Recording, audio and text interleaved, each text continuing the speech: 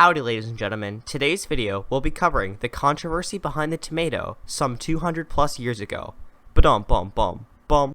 Before I start this video, I would just like to thank everyone who subscribed to my channel. We were so close to 50 subscribers and I wanted to reach that milestone by this video. And wouldn't you know it, we actually ended up reaching 50 subscribers. Someday I'll make some sentimental video where I thank you guys for a future milestone. But we have some interesting facts to cover, so let's do that. Tomatoes. Everyone knows them, not everyone likes them. Myself excluded, as I think they are tasty uncooked or cooked. Believe it or not, this is not the only controversy of the tomato. I have made a quick little multiple choice question, and I ask that you put what you think the answer is in the comments below.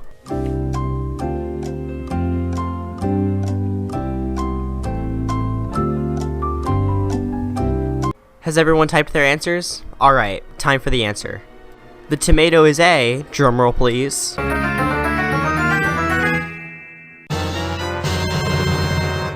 well, I guess according to science it's a fruit. Anyway, it'll always be a vegetable in my heart. Now let's get into the real meat of this, shall we? Flashback to a simpler time, the Aztec Empire.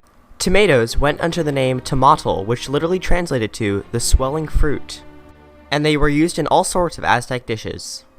They weren't introduced into Europe until the Spanish conquistadors returned from expeditions in Mexico and other parts of Mesoamerica in the early 16th century. And it was there, in Europe, that the myth of the poisonous tomato was created. Many experts agree that this was because of the customs that the rich people were acquainted to. You see, many rich people at this time ate on pewter plates, which has an abnormally high lead content. And the acids inside the tomato would bring out this lead and create some sort of poison, which led to many deaths. Word spread quickly about this, and people didn't know it was a simple chemical reaction, so they thought the tomatoes were poisonous. On top of this, tomatoes were deemed sinful by many Christian cultures. Historians conclude that this guy, Pietro Mattioli, had found that the tomato was a mandrake, which in the Old Testament means love apple, or to make a love potion, so it was considered along the lines of witchcraft.